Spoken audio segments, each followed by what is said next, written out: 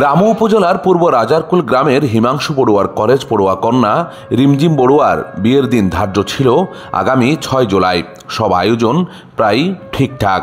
সকালে উঠেছিলেন চট্টগ্রামগামী পূরবী এসি বাসে, কিন্তু পানির ছড়ার আগেই ঘটে গেল মর্মান্তিক দুর্ঘটনা।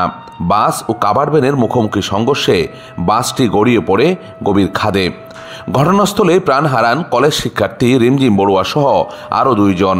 আহত হয়েছেন অনেকেই।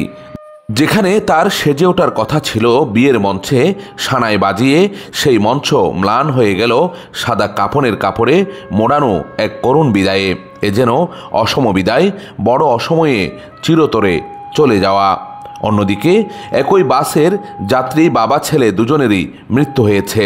তাদের জীবনের গল্পও খুব বেশি বেদনাবিধুর। হাবিবুল্লাহ রামুতে কাপড়ের ব্যবসা করেন। তার সন্তান পড়ে চট্টগ্রামের একটি মাদ্রাসায়। ঈদের ছুটি শেষে ছেলেকে মাদ্রাসায় পৌঁছে দিতে যাচ্ছিলেন হাবিব, কিন্তু বিধি বাম, তাদের আর যাওয়া হলো না। উল্টো বাসায় ফিরে পিতাপুত্রের নিথর দেহ।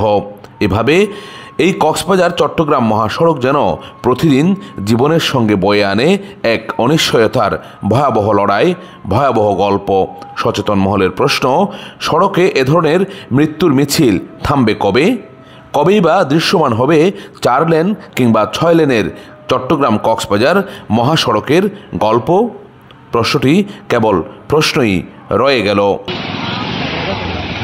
Ahsan Suman, Cox TV news desk.